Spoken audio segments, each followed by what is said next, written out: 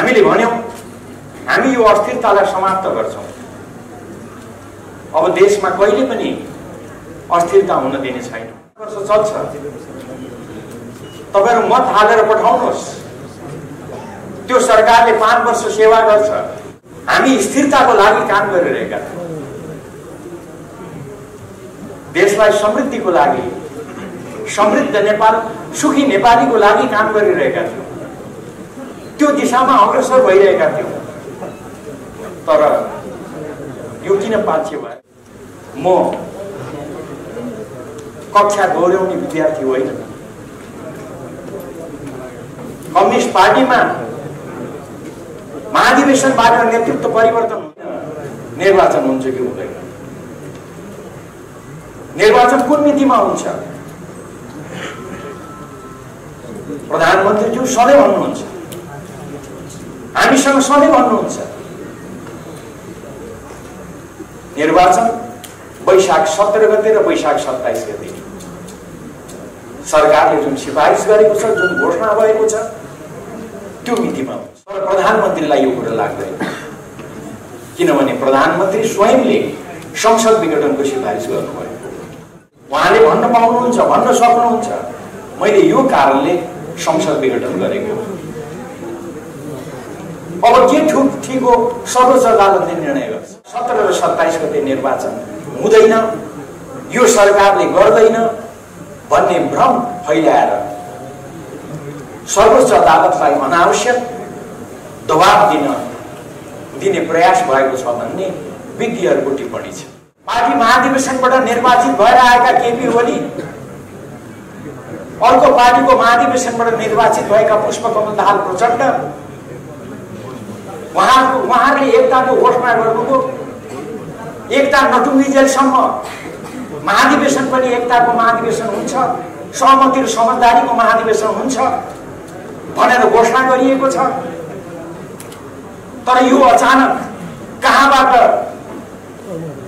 केपी ओलीलाई निष्कासन गर्दै, कारबाही गर्दै, त्यति बेला निर्वाचित महाधिवेशनमा केपी कमरेडसँग निर्वाचन लडेर हार्नुभएका साथी पो अचानक अध्यक्ष हुनुभयो रे भन्ने यो समाचार साँच्ची नै हो?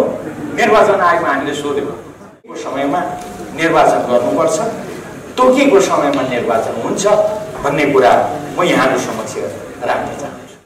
जनतामा जान्छु भन्नेलाई जिताउने कि जनतामा जानु हुँदैन भन्नेलाई जिताउने, त्यो त जनताको निर्णयको कुरा हो। अहिले यस बारेमा धेरै चर्चा गर्दैन। हाम्रा पूर्व प्रधानमन्त्रीहरू छातीमा प्ले कार्ड झुन्ड्याएर म यहाँ छु, अंग्रेजीमा पो त फेरि आई एम हियर।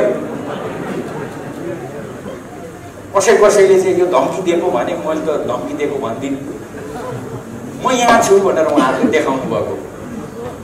तर सर्वोच्च अदालत जहाँ मुद्दा परिरहेछ त्यसैको मुनि गएर चाहिँ म यहाँ छु भनेर चाहिँ किन देखाएको मैले बुझ्न सकेको छैन। पटक पटक दोहोऱ्याउनु भयो, देश साना हुन सक्छन्, ठुला हुन सक्छन्, सार्वभौमिकता सानो र ठुलो हुँदैन, बराबर हुन्छ। यो कति दिनसम्म, अहिलेसम्म भारतमा, भारतीय सञ्चार माध्यममा नेपालका प्रधानमन्त्रीको चर्चा छ, भनाइ छ। प्रथम अध्यक्ष केपी ओली, महासचिव विष्णु पौडेल जहाँ छ त्यहीँनिर पार्टी छ। हेर्नुहोस् है, हाम्रा प्रतिपक्षी प्रतिस्पर्धीले त निर्वाचन सम्बन्धी काम त झन्डै भ्याउन थाल्नु। तपाईँ हामी चाहिँ अझै पनि धेरै काम गर्न बाँकी छ। हामी आधी बेरी आउँछौँ भन्दैन। हाम्रो विधान बमोजिम, हाम्रो अभ्यास बमोजिम, देशका संविधान कानुन प्रक्रिया बमोजिम हामीले आधिकारिकता पाउने बाहेक त्यसको अर्को विकल्प छैन। संसदीय शासन प्रणाली भनेको प्रधानमन्त्रीको आफ्नो एक प्रकारको विशेषाधिकार पनि हुन्छ, त्यसलाई संविधानले कहीँ पनि निषेध गरेको छैन। वास्तवमा मलाई हिजो जनआन्दोलनको बेलाको याद आउँछ, यति बेला सम्झना आउँछ। जनआन्दोलनको बेलामा आन्दोलनमा उत्रनको लागि, आन्दोलनमा सहभागी हुनको लागि हामीले आग्रह गर्दा जनताले, दिदीबहिनी, दाजुभाइ, मित्रहरूले सोध्ने गर्नुहुन्थ्यो, अब तपाईहरू घरिघरि शान्ति स्थापनाको लागि, प्रजातन्त्र स्थापनाको लागि आन्दोलनमा उत्रनु पर्यो भनेर भन्नुहुन्छ,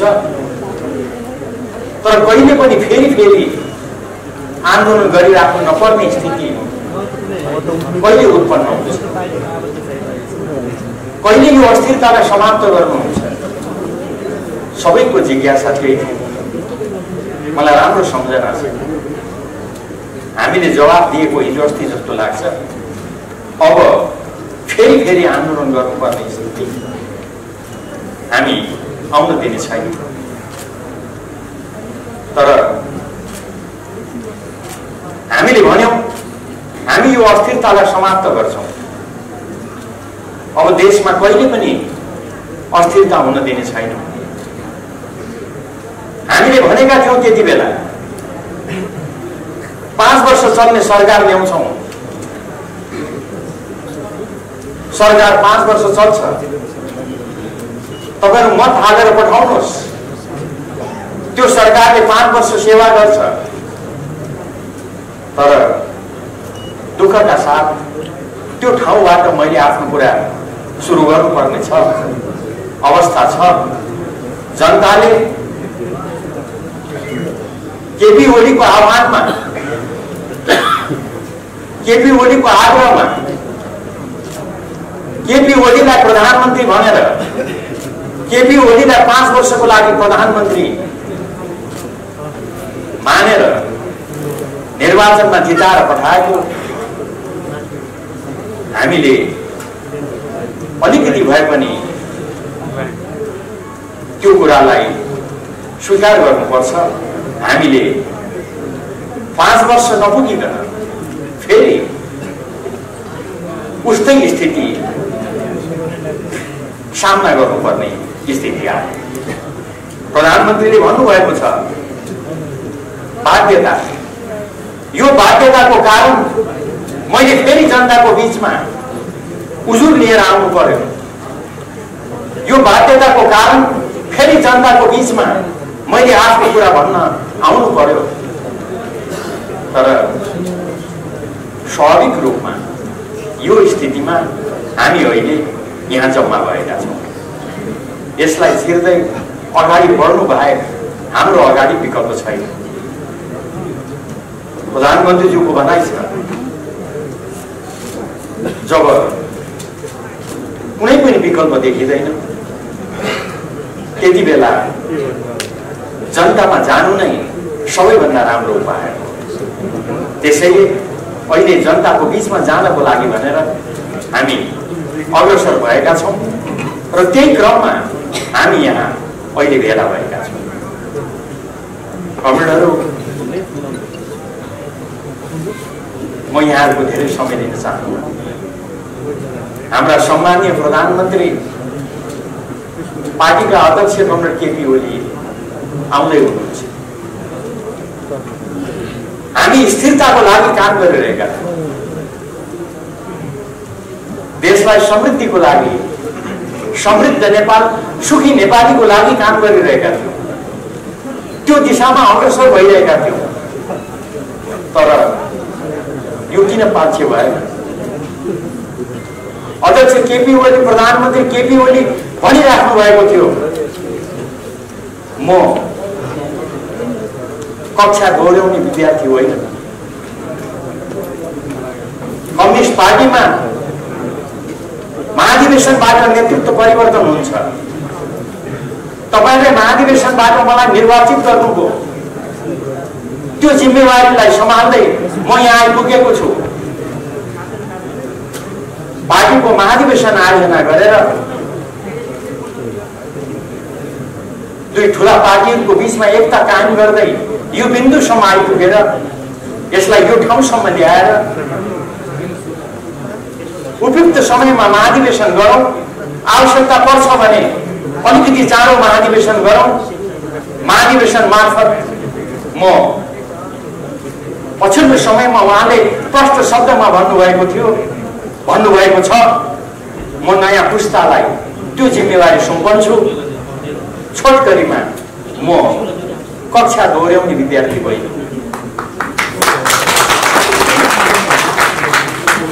पार्टी महाधिवेशन मार्फत नेतृत्व सुम्पने नयाँ पुस्तालाई अनि निर्वाचन मार्फत जनताको जनादेशको आधारमा नयाँ सक्षम व्यक्तित्वलाई प्रधानमन्त्री पद सुम्पने उद्घोषणका साथ प्रधानमन्त्री पार्टी अध्यक्ष केपी ओली अगाडि बढिरहेको बेलामा यस्तो स्थिति उत्पन्न किन गरियो? किन यो ठाउँमा हामी आइपुग्नु बाध्य भयो? प्रश्न भनेको यो प्रश्नको जवाब आउने दिनहरूमा हामी पाउँदै जानेछौँ। मलाई आश्चर्य लाग्यो, मैले अहिलेसम्म पत्याएको छैन। आफ्नो पार्टी अध्यक्ष महाधिवेशन चाँडो सम्पन्न गरेर नयाँ पुस्तालाई नेतृत्व सुम्पने उद्घोषण गर्नुभएका अध्यक्ष,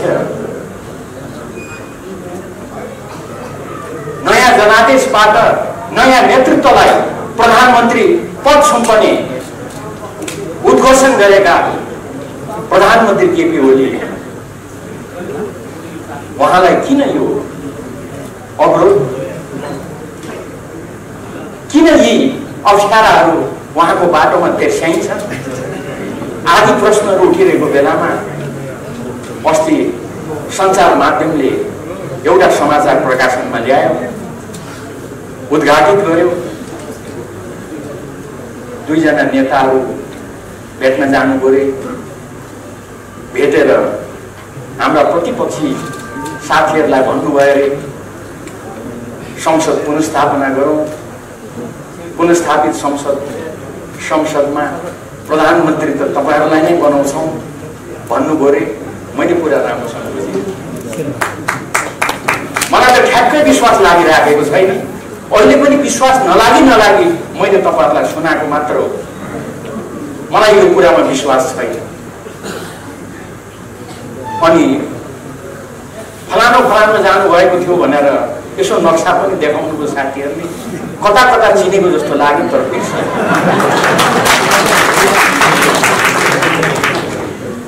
यो कुराहरू भन्न पनि त्यति आनन्द लाग्दैन, मन लाग्दैन। तर मैले नपत्याइ हो कि होइन यसतर्फ यहाँले ध्यान दिइदिनुहोस् न भनेर सम्म मैले यहाँ समक्ष यो कोट्याउँदै यो कुरा राखेको। केपी ओलीलाई अस्वीकार गरेर गर्न खोजेको के हो? देशले त्यसको जवाब खोजिरहेको छ। मेची महाकाली पार्टी कार्यकर्ता पङ्क्तिले त्यसको जवाब खोजिरहेको छ। त्यसको जवाब चाँडै हामी पाउनेछौँ भन्ने मलाई विश्वास छ। आज योभन्दा बढी अहिले म अरू धेरै कुरा राख्न चाहन्छु। वास्तवमा अहिले यति बेला नेकपा हाम्रा अध्यक्ष कमरेड केपी ओलीको नेतृत्वमा अगाडि बढिरहेको छ। हामीले भनेका छौँ, त्यसबाट देखिन्छ हामी को हौँ, हाम्रो चाहना के हो। हाम्रो पार्टीको अध्यक्ष, हाम्रो नेकपा पार्टीको अध्यक्ष कमरेड केपी ओली, त्यसका महासचिव कमरेड विष्णु पौडेल हुनुहुन्छ। मैले यो नाम लिनुको विशेष कारण छ, हाम्रा दोस्रा अध्यक्ष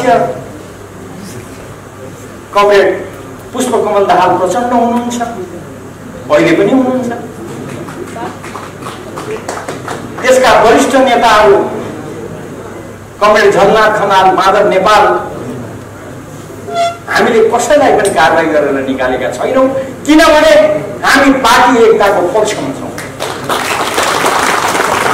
हामीले कसैलाई कारबाही गरेर निकालेका छैनौँ।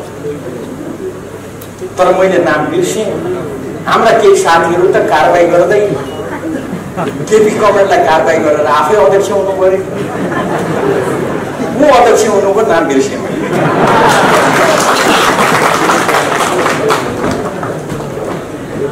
हाम्रै केपी कमरेडसँग अलिक अगाडि कुनै निर्वाचनमा हार्नु भएको थियो अरे, अहिले आएर चाहिँ उहाँले केपी कमरेडलाई निकालेर आफै अध्यक्ष हुनु। कस्तो सजिलो तरिका रहेछ थाहै थिएन। म धेरै यसतर्फ जान चाहन्छु। मलाई प्रत्याहार नलागे तर अस्ति निर्वाचन आयोगमा पुगेपछि भने यी केही कामहरू गर्न खोजिएको रहेछ भन्ने थाहा हो। अनि मैले तपाईँहरूलाई सुनाएको फेरि आज बिहान उठेर अब तपाईँहरूसँग भेट हुन्छ भन्दै खुसी मान्दै आउने तयारी गर्दै थिएँ। फेरि समाचार सुनियो हाम्रो महासचिव कृष्ण पौडेललाई पनि कारबाही गर्नु पर्यो।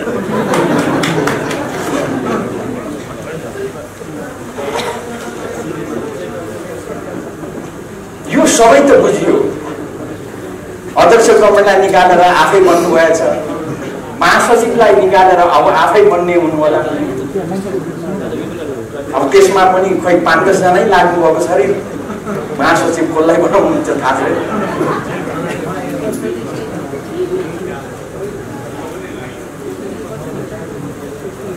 हाम्रा प्रधानमन्त्री केपी ओली उहाँलाई हटाएर चाहिँ सक्दा उहाँलाई हटाएर चाहिँ हामी त तपाईँलाई बनाउँछौँ भनेर पुगेको चाहिँ मलाई अचम्मै लागेको छ। अचम्म लागेको हुनाले फेरि तपाईँहरूलाई सुनाएको। मतलब यो के को परिचय, यो के गर्न खोजेको, यसको जवाब अरू धेरै म भन्दिनँ। यो सम्पूर्ण कुराको जवाब साथीभाइहरूले तपाईँ हामी सबै जनतालाई दिनुपर्छ। मेची महाकालीमा हामीलाई पर्खिएर बसेका पार्टी पन्थीलाई अहिले अरू धेरै म यस बारेमा टिप्पणी गर्न चाहन्छु। कमरेडहरू अहिले धेरै घटनाक्रमहरू बढिरहेका छन्। निर्वाचन आयोगमा आधिकारिकताको विषय उठिरहेको छ, छलफल भइरहेको छ। सम्मानित सर्वोच्च अदालतमा विघटन सम्बन्धी मुद्दा छलफल भइरहेको छ। थुप्रै प्रश्नहरू छन्। यो केपी ओलीको सरकारले विकासका केही पनि काम गरेन, सिंहको भाँचेन भनेर केही साथीहरूले केही विषयहरू उठाइराख्नु भएको छ। अनि यही क्रममा पार्टी अध्यक्ष केपी ओलीलाई हामीले कारबाही गर्यौं भनेर पनि प्रश्न उठाइराख्नु। यो के हो, यसको बारेमा म थोरै समय यहाँको लिन चाहन्छु। हाम्रा प्रमुख अतिथि कमरेड केपी ओली आइराख्नु भएको छ। उहाँ आइसक्नुभन्दा अगाडि यस बारेमा म केही चर्चा गर्न चाहन्छु। कमरेडहरू, वास्तवमा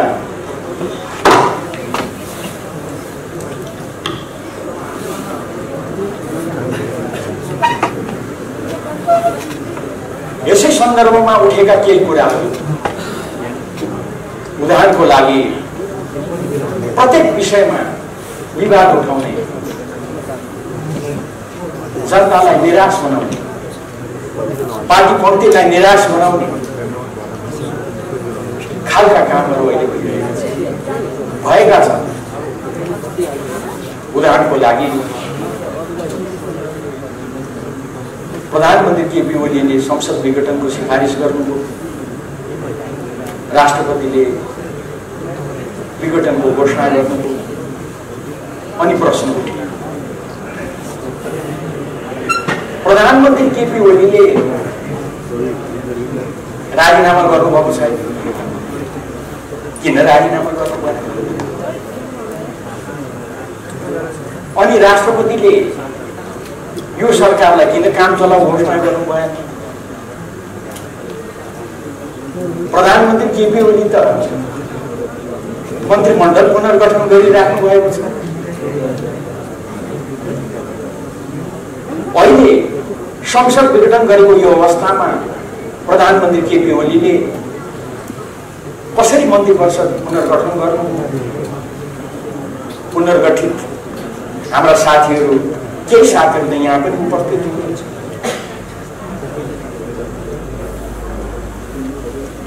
यस्ता प्रश्नहरू मैले उठाइराखेको पाएँ। म तपाईहरुलाई प्रष्ट शब्दमा भन्न चाहन्छु, हाम्रो अहिलेको संविधानमा यस सम्बन्धमा प्रष्ट एउटा व्यवस्था राखिएको छ। यस बारेमा पनि मुद्दा परेको छ। सर्वोच्च अदालतको यो विचाराधीन छ। त्यसैले यसको धेरै कुराहरू म गर्न चाहन्छु, तर एउटा पक्ष तपाईहरुको अगाडि म राख्न चाहन्छु। यो एकदमै स्वाभाविक कुरा हो। हाम्रो संविधानको धारा 77 ले प्रधानमन्त्री रिक्त कति बेला हुन्छन् भनेर लेखेको छ। प्रधानमन्त्री प्रतिनिधि सभाको सदस्य नरहेमा, उहाँले लिखित राजीनामा दिएमा, विश्वासको मत प्राप्त गर्न नसकेमा आदि प्रष्ट शब्दमा लेखेको छ। र 77 को 3 मा लगेर संविधानले के भनेको छ त भन्दा, यसरी पदरिक्त हुन पुगेकोमा अथवा यस्तो अवस्थामा त्यस्तो प्रधानमन्त्री अर्को मन्त्री परिषद गठन नभएसम्म सोही मन्त्री परिषदले आफ्नो कार्य सञ्चालन गर्छ।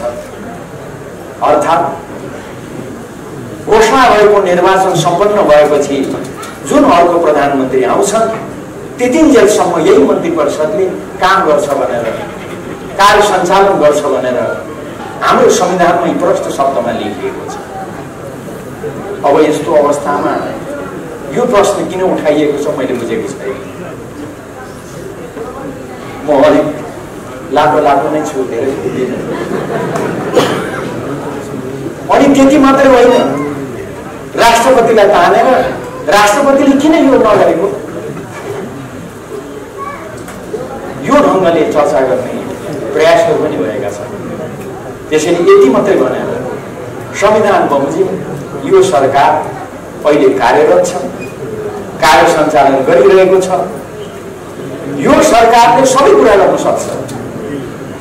एउटा सरकारले गर्न पाउने सबै काम यो सरकारले गर्न पाउँछ। जुन दिन निर्वाचन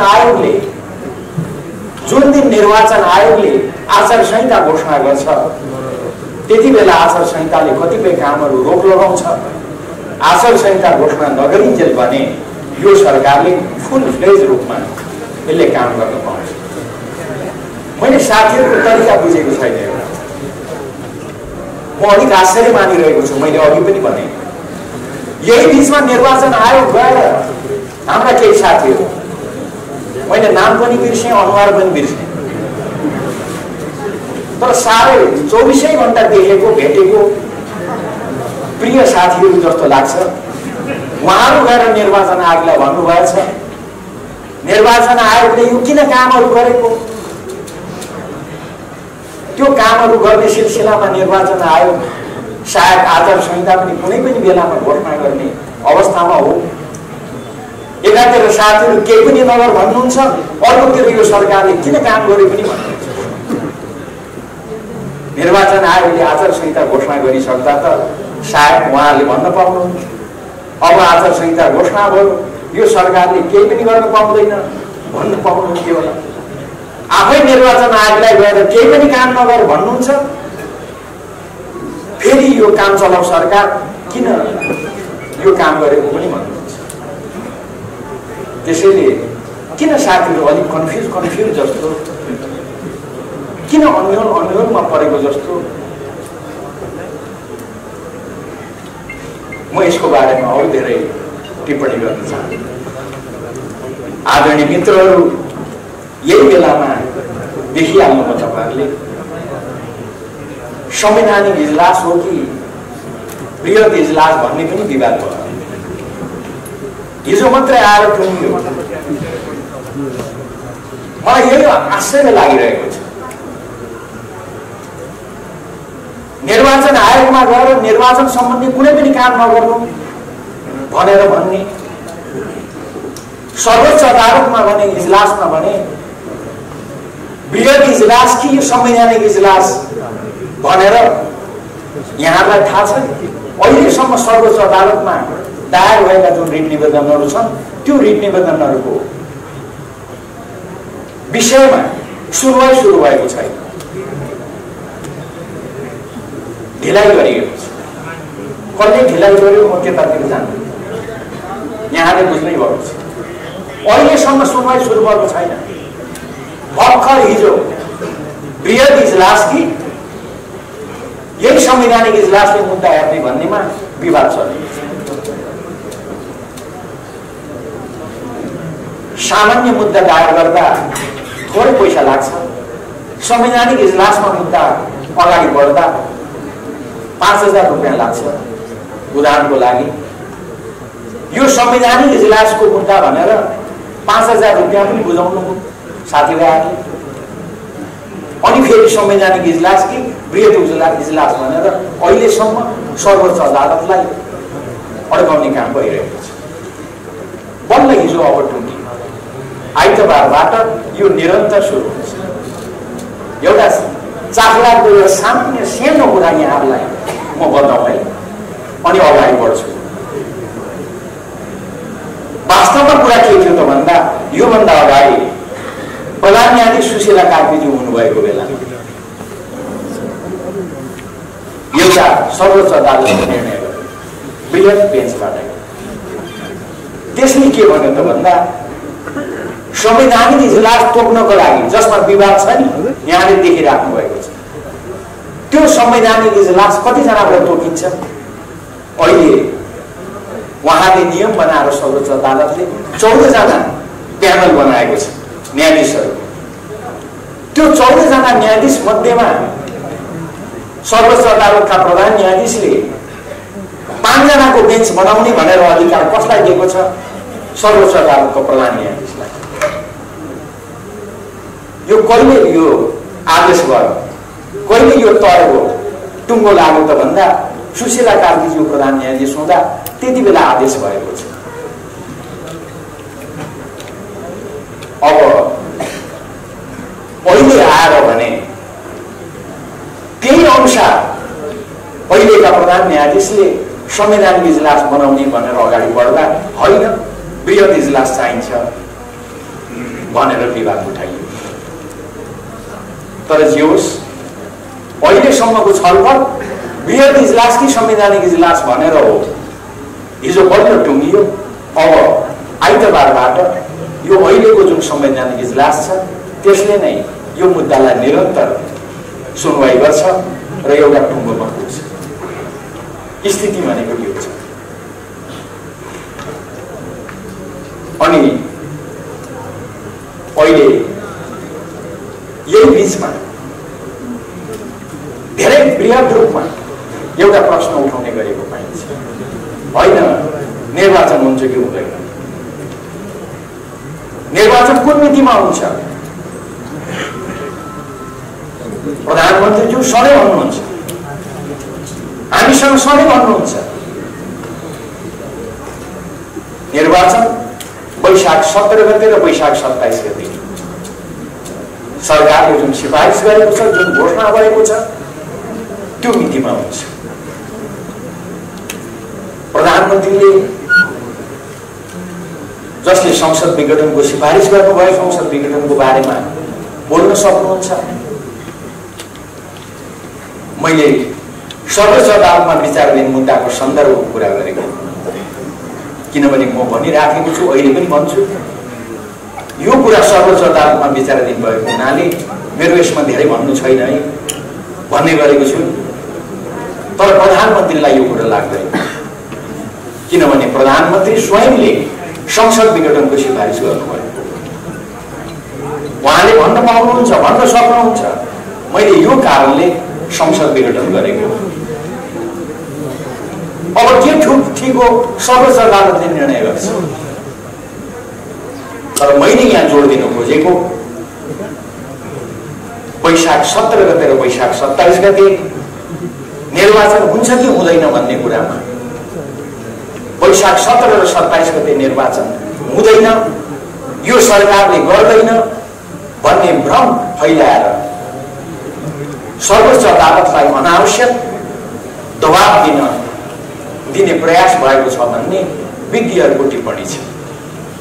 मेरो आरोप होइन, यो मेरो भनाइ होइन, तर विज्ञहरूको टिप्पणी छ।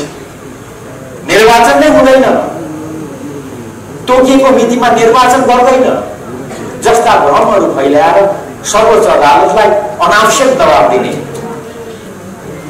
नहुने निर्वाचनको सम्बन्धमा श्रीमान किन अगाडि बढ्ने जस्ता कुराहरू गर्न खोजिएको छ भन्ने कुरा उठेको छ।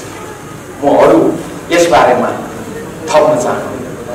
छोटकरीमा तोकिएको समयमा निर्वाचन गर्नुपर्छ, तोकिएको समयमा निर्वाचन हुन्छ भन्ने कुरा म यहाँको समक्ष राख्न चाहन्छु। वास्तवमा देश त निर्वाचनमा गइसकेको छ, मैले अन्यथा भन्न खोजेको होइन। स्वयं हेर्नुहोस्, प्रतिपक्ष निर्वाचनमा गइसकेको छ।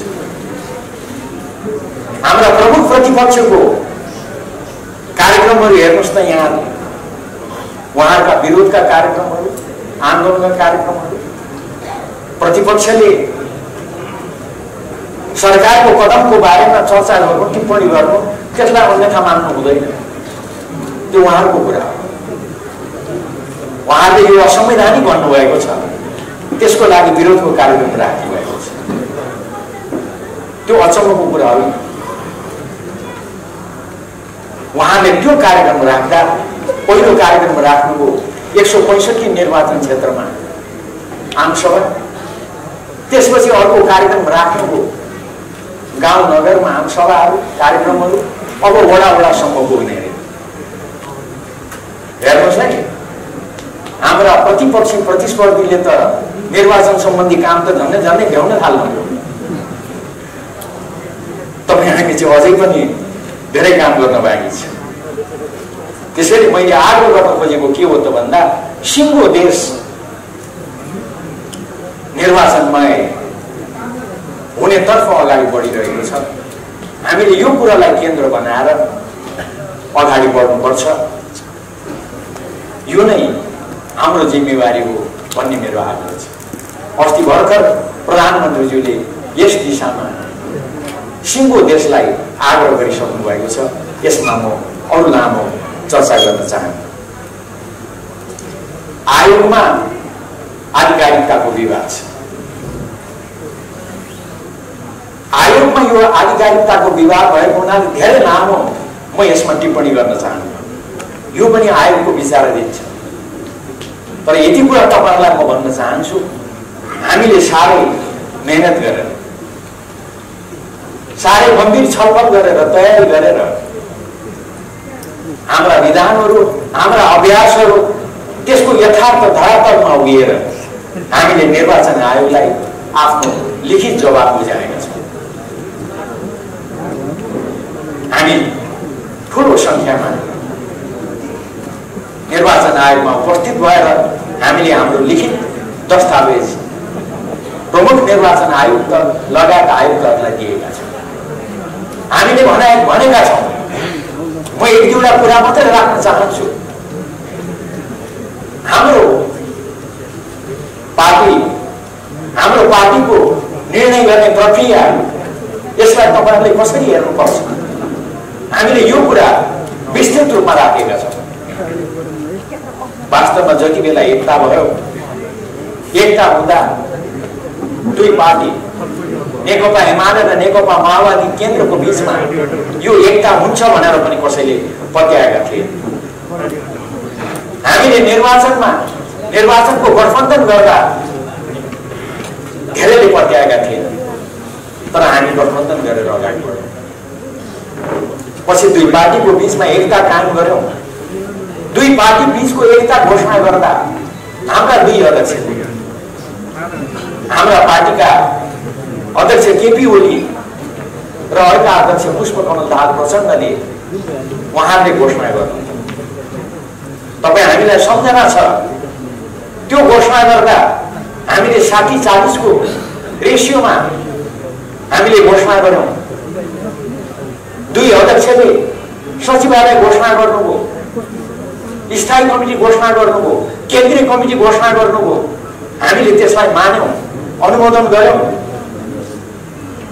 त्यो 60-40 भनेको के को आधारमा गरिएको?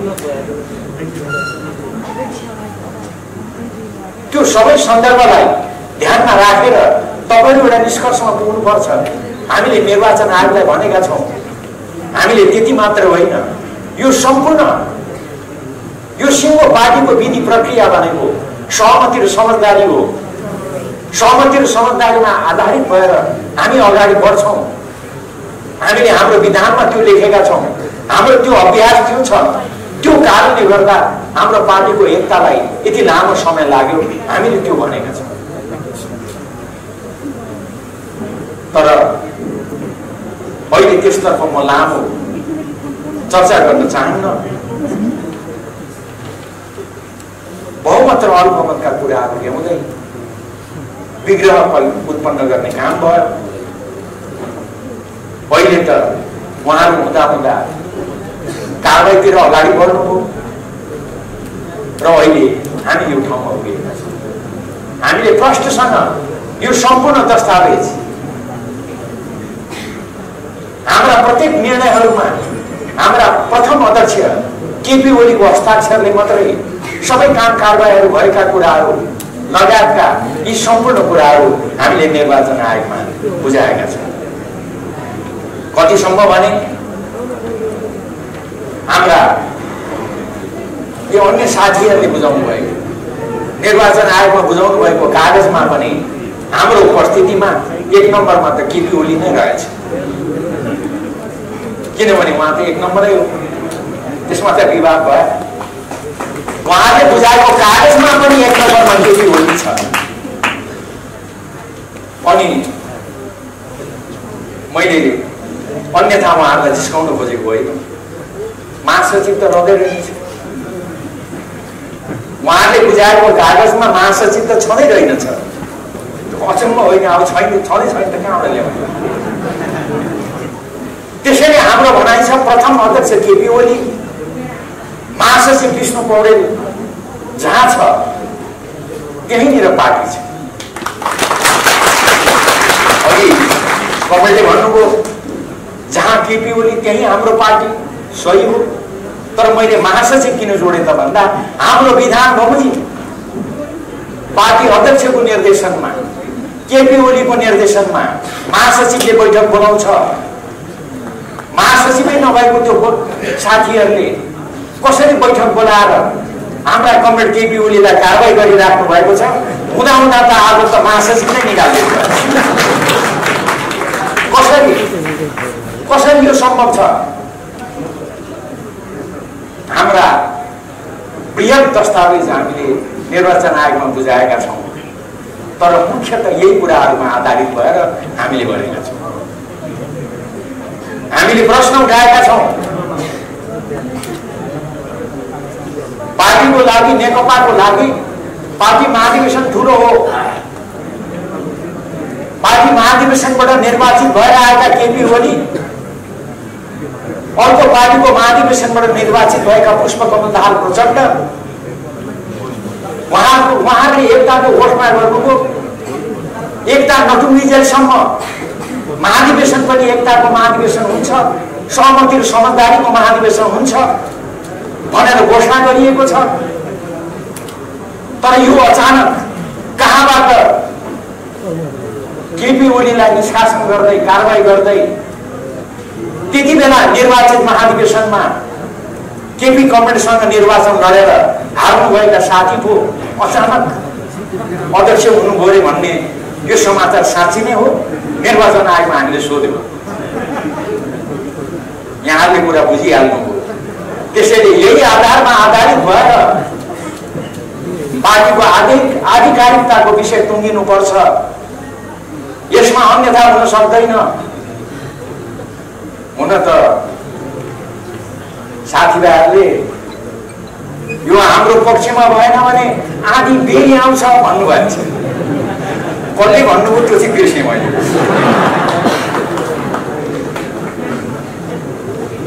त्यसैले हामी त प्रष्ट छौँ। हामी आधी बेरी आउँछौँ भन्दैन। हाम्रो विधान बमोजिम, हाम्रो अभ्यास बमोजिम, देशका संविधान कानुन प्रक्रिया बमोजिम हामीले आधिकारिकता पाउने बाहेक त्यसको अर्को विकल्प छैन।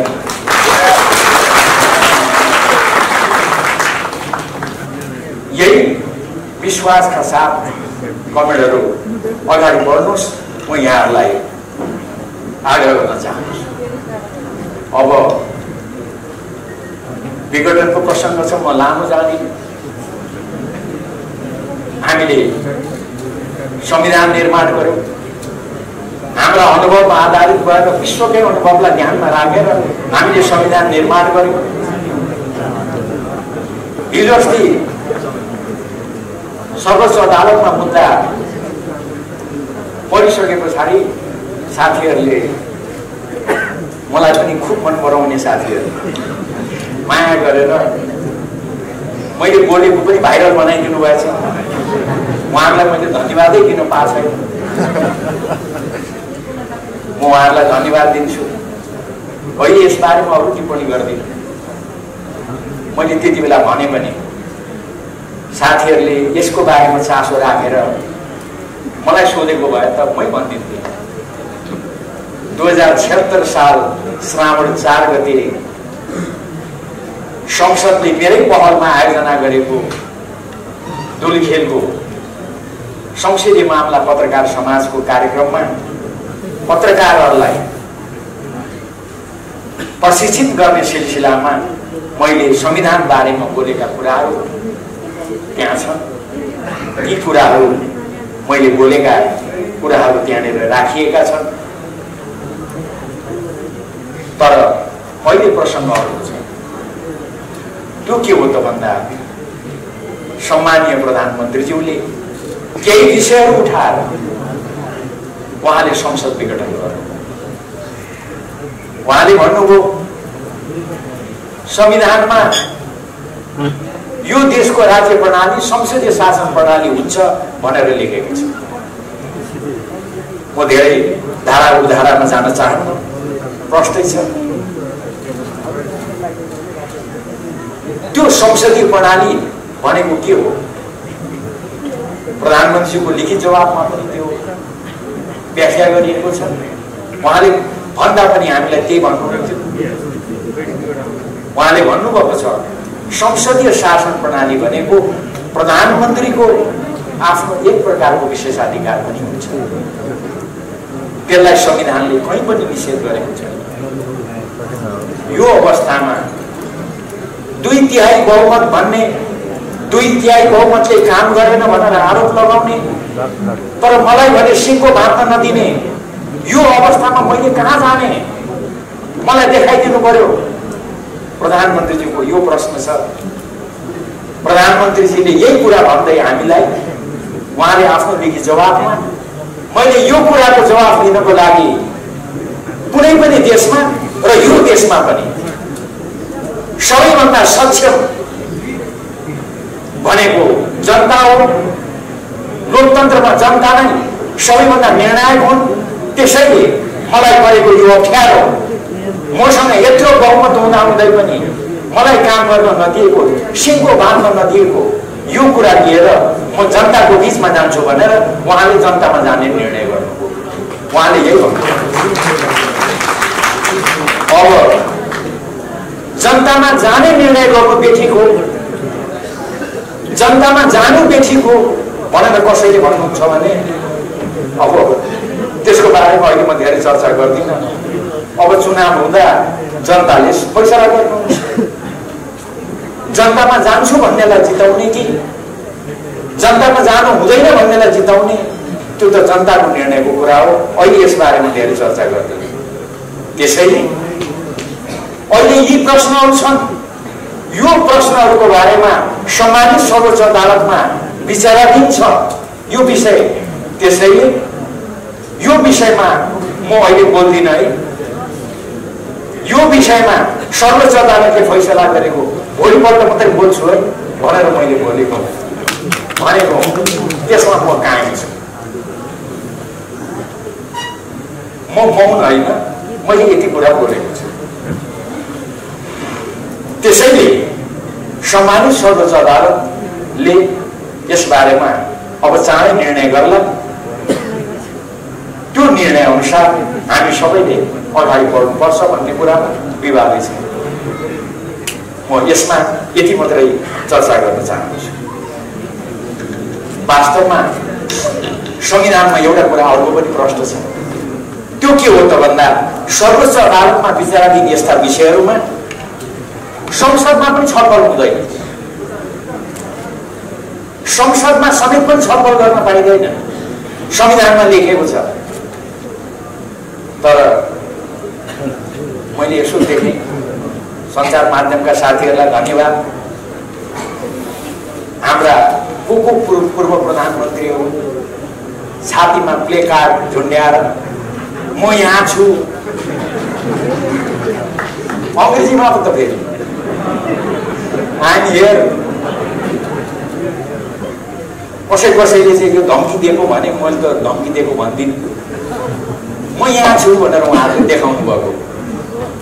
तर सर्वोच्च अदालत जहाँ मुद्दा परिरहेछ त्यसैको मुनि गएर चाहिँ म यहाँ छु भनेर चाहिँ किन देखाएको मैले बुझ्न सकेको छैन। त्यसो गर्नु हुन्छ कि हुँदैन? यो लगायतका विषयहरू छन्। वास्तवमा सम्मानित सर्वोच्च अदालत निर्णय गर्न सक्षम छ, उसले उपयुक्त निर्णय गर्छ। सम्मानित सर्वोच्च अदालतलाई नकारात्मक सकारात्मक कुनै पनि प्रकारको दबाब दिनु हुँदैन। यो कुरा राखेर यो विषयलाई अरू धेरै म चर्चा गर्न चाहन्छु। अब एउटा म अन्तिमतिर जाँदैछु। होइन, यो पार्टीले यो सरकारले के उपलब्धि गर्यो? थुप्रै कामहरू गरेका छन्। म त्यसतर्फ सबै अहिले चर्चा गर्न चाहन्छु। कतिपय कुराहरू छन्, उदाहरणको लागि भर्खरै हिजो अस्ति भएका कुराहरू, एसिड आक्रमणको कुरालाई दण्डित गर्ने सम्बन्धी कानुन, रेपमा मिलापत्रहरू भइरहेका छन्, त्यसले रेपलाई बढावा दिइरहेको छ, महिला हिंसा बढेको छ, त्यस बारेमा मिलापत्र गर्न पाइँदैन भन्ने कानुन। त्यसै गरेर प्रधानमन्त्रीज्यूको उहाँको मन्तव्यमा पनि आएको थियो, द्वन्द्वको बेलामा घाइते भएका लडाकुहरू जिउमा छर्रा बोकेर हिँडिरहेका छन्, उहाँहरूको खै उपचार? भर्खरै सरकारले उनीहरूको निःशुल्क उपचार गर्ने भनेर निर्णय गरेको छ। ती लडाकुहरू जसले त्यत्रो योगदान दिए सङ्घीय लोकतान्त्रिक गणतन्त्र स्थापित गर्नको लागि, उनीहरूलाई अहिलेसम्म राज्यले किन सम्मान गर्दैन? त्यसैले केपी ओली प्रधानमन्त्रीले हामीसँग सल्लाह गर्नुको, छलफल गर्नुको, हामीलाई भन्नुको, उहाँले घोषणा गर्नुको। अब चाँडै त्यो आउँछ निर्णयमा। सङ्घीय लोकतान्त्रिक गणतन्त्रको स्थापनाको लागि योगदान गर्ने ती लडाकुहरूलाई राज्यको तर्फबाट सम्मान दिने घोषणा सरकारले गर्दैछ। भर्खरै भएका कामहरू, पहिलाका थुप्रै कामहरू त्यतातिर म सबै जान चाहन्छु। देशलाई फुसको छाना मुक्त गरेको सानो ठुलो काम हो। देशलाई फुसको छाना मुक्त बनाउने, त्यसै गरेर घर घरमा बिजुली पुर्याउने कुरा, मेलम्ची अब केही महिनाभित्रमा आइपुग्छ। त्यसपछि सफा पानी घर घरमा पुर्याउने कुरा लगायतका थुप्रै कुराहरू, देश सुरुङ युगमा प्रवेश गरेका कुराहरू, अनि नाकाबन्दी नाकाबन्दीको अवस्था त म यति मात्रै चर्चा गर्न चाहन्छु। त्यति बेला हामीले नाकाबन्दी सहन गर्नु पर्यो। त्यो नाकाबन्दी लगाएको बेलामा झन्डै 5 महिना नाकाबन्दी लगाउँदा कमरेड केपी ओली नै प्रधानमन्त्री हुनुहुन्थ्यो। अब अहिले त्यो काम केपी ओलीले तपाईँ हामीले गर्दा के ठुलो काम गर्यो र भन्ने पनि साथीहरू हुनुहुन्छ छेउछेउमा। मान्छे चाहिँ म बिर्सिहाल्छु फेरि। तर म तपाईँहरूलाई यो कुरा कस्तो हो भनेर प्रश्न हुनको लागि एउटै मात्रै स्थिति बताउँछु। त्यो नाकाबन्दीलाई नाकाबन्दी भन्न नसक्ने अवस्था थियो। तपाईँलाई सम्झना छ त्यति बेला केही दलले केही साथीहरूले दक्षिणी सिमानामा देखा परेको असहज अवस्था भन्ने गर्नु, नाकाबन्दी पनि भन्नुहुन्न त, दक्षिणी सीमामा देखा परेको असहज अवस्था हामीले बुझेका छौँ भन्नुहुन्थ्यो। तर प्रधानमन्त्री केपी ओलीले नाकाबन्दीलाई नाकाबन्दी भन्नुभयो। भारतले निम्ता गर्दा पहिला नाकाबन्दीलाई सहज बनाऊ, मेरा जनता सहज नभइकन म भारतको यात्रा आउन सक्दिनँ भनेर भन्नुभयो। र नाकाबन्दी फर्काइए पछाडि त्यसलाई अन्त गरिए पछाडि मात्रै उहाँ भारत भ्रमणमा जानु। अहिले त्यसैलाई निरन्तरता दिँदै अहिलेको सरकारले त्यसलाई जोड्दै निरन्तरता दिँदै यही सरकारको बेला राष्ट्रपति सी जिनपिङ आउँदा उहाँले भन्नुभयो नेपाललाई ल्यान्ड लिङ्क गर्नको लागि हाम्रो सहयोग रहेको छ, रहन्छ, उहाँले घोषणा गर्नुभयो। अर्थात् अब नेपाल कहिले पनि कसैले पनि चाहेर नाकाबन्दीमा पर्न सक्दैन, यो स्थिति उत्पन्न भयो। तर नेपालको सम्मान बढाउने काम भयो। म धेरै समय लिन्न। सार्वभौमिकता बराबरी हुन्छ, सानो र ठुलो हुँदैन। चीन ठुलो देश, भारत ठुलो देश, हामी नेपाल सानो, त्यो हुँदैन। हिजोअस्ति भर्खर एउटा न्युजले हाम्रा प्रधानमन्त्रीलाई सोधेको तपाईँहरूले सुन्नुभयो होइन? हामी ठुलो दाइ हौँ भनेर प्रधानमन्त्रीको मुखबाट भनाइ माग्न कति कोसिस गरे प्रधानमन्त्रीले माग्नु भएन। हाम्रो प्रधानमन्त्री सकारात्मक असल जिद्दी गर्नुहुन्छ नि, साह्रै छोड्नु त पऱ्यो। कति कोसिस गर्यो तर दाइ भनिदिए त के र भन्दै भन्नु भएन। उहाँले पटक पटक दोहोऱ्याउनु भयो देश साना हुन सक्छन्, ठुला हुन सक्छन्, सार्वभौमिकता सानो र ठुलो हुँदैन, बराबर हुन्छ।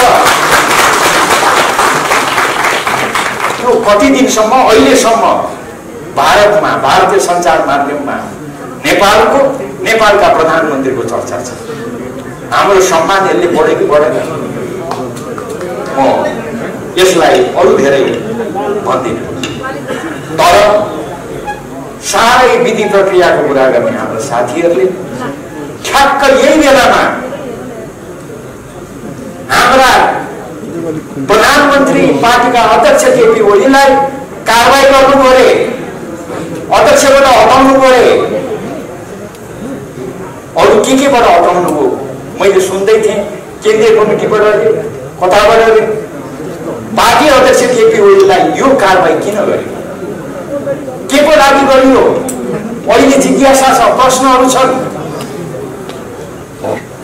होइन, नेपालको नक्सा जहाँ चुच्चो थिएन त्यो नक्सामा चुच्चो जोडेको हुनाले लिम्पियाधुरा हाम्रो हो, हामी छोड्दैनौँ भनेर लिम्पियाधुरालाई नेपालको नक्सामा जोडेर कुनै पनि हालतमा यो नक्सा पारित गर्नै पर्छ भनेर सर्वसम्मतिबाट त्यो नक्सा बनाए बापत केपी ओलीलाई कारवाही गरिएको हो।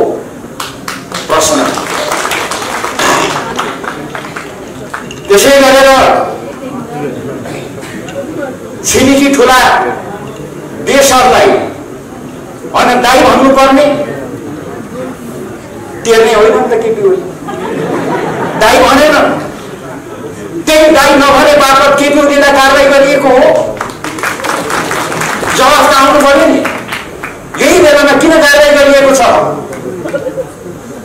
त्यसै गरेर केपी ओलीले भने साना ठुला हुन सक्छौं हामी, तर हामी बराबर हौं, बराबर सार्वभौमता छ, त्यसो भने बापत हामी बराबरै छौं भने बापत उहाँलाई कारबाही गरिएको हो प्रश्न।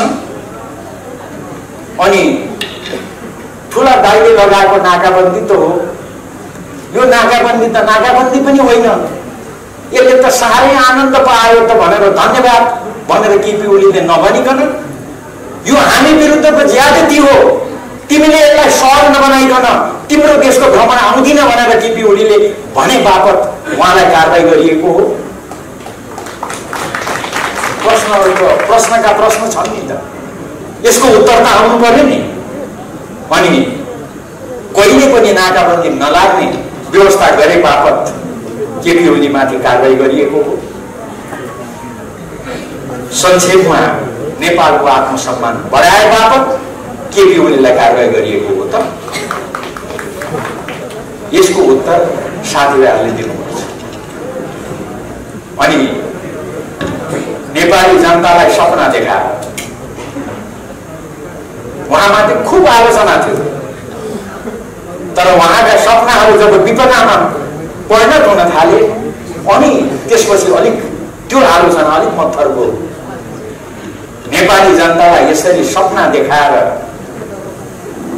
विश्वास जागृत गराउने गराए बापत केपी ओलीलाई अहिले कारबाही गरिएको हो। नेकपाले किन कारबाही गर्यो? केही साथीहरूले त्यसको उत्तर दिनुपर्ने स्थिति हुन्छ। अनि मैले अघि नै भने लडाकुहरूको निःशुल्क उपचार, लडाकुहरूले संघीय लोकतान्त्रिक गणतन्त्रप्रति गरेको जुन उनीहरूको भूमिका छ त्यसलाई सम्मान गर्छु भने बापत उहाँलाई कारबाही गरिएको के हो? यो सम्पूर्ण विषयहरू अहिले उठेका छन्, यसको जवाब आउनुपर्छ। म अब अन्तिममा एसिड रेन इत्यादि मैले भने त्यस बापत कारबाही हो। तर एउटा कुरा चाहिँ म एक दुई दिन अगाडिदेखि प्रष्ट भएको छु है, तपाईँहरूलाई यति कुरा चाहिँ मैले सेयर गर्ने गर्छु। मैले बनाएको यो धारा भनेका छन्, मैले ल्याएको यो बिजुली भनेका छन्।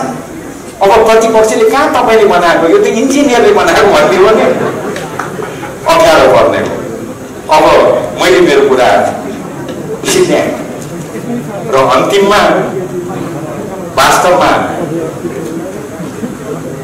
साथीहरू अलिकति आत्तिनु भएको जस्तो पनि देखिन्छ। उहाँले प्रयोग गरिराखेका शब्दहरू, उहाँले बोलिराख्नुभएका कुराहरू राजनीतिमा छौँ, अब सँगै मिलौँ भनेर एकताकै घोषणा गरेको, हामी त अहिले पनि एकताबद्ध नै छौँ भन्ने छ। मैले अघि नै भने हामीले कसैलाई कारबाही गरेका छैनौँ, तर त्यसो हुँदा हुँदै पनि यदि प्रतिस्पर्धामा उत्रनै पर्ने स्थिति उत्पन्न भयो भन्ने साथीहरूलाई लागेको हो भने पनि हामी अझै लामो समय विभिन्न नाताले समय हेर्नुपर्ने अवस्था हुन्छ। आफ्ना शब्दहरू, आफूले प्रयोग गर्ने भाषाहरू, व्यवहारहरू भने तब अनुकूल बनाउनको लागि म सबैलाई आग्रह गर्न चाहन्छु। केही दिन अगाडि एकजना साथीले भनिदिनु भयो केपी ओली भनेको त हिटलर हो। मैले एउटा नमुना भनेको, त्यस्तै अरूहरू पनि थुप्रै छन्। हाम्रा कमरेड यस्ता जति कुरा सुनाए पनि उहाँ रिसाउनुहुन्न, त्यसैले मैले यो सुनाएको। अब त उस्तै नेतालाई त सुनाउनु पनि डर पर्दैन, सुनायो रिसाएर फेरि केही गर्दैनन् भन्ने। तर हाम्रा कमरेड पटक्कै रिसाउनुहुन्न, त्यस कारण मैले सुनाउने आँट गरेँ। मैले यो कुरा किन तपाईँलाई सुनाइरहेको त भन्दा कतिसम्म यो भाषाको प्रयोग, जर्मनबाट आएका मेरा केही आफन्तहरूले पनि यो कुरा सुने अनि मलाई भने जर्मनीमा भएको भए यस्तो भन्ने मान्छेलाई के गर्थे म भन्न सक्दिनँ, मामा भने, किनभने उनी मलाई मामा भन्छ। किन भनेको जर्मनीमा सामान्य मान्छेले पनि सबैको एक मुख छ, हिटलर भनेको 60 लाख कम्युनिस्टहरू मार्ने, नागरिक समाजका मानिसहरू, विभिन्न पार्टीका मानिसहरू, लोकतन्त्रवादीहरू मार्ने, यहुदीहरूलाई मार्ने जल्लादको रूपमा हिटलरलाई लिइन्छ। हिटलरसँग तुलना हुने यो संसारमा कोही पनि छैन भन्ने जर्मनहरूको विश्वास छ। त्यसैले कसैले हिटलर भन्यो भने त्यहाँ मानिसहरूले त्यसलाई साह्रै अन्य रूपमा लिन्छ।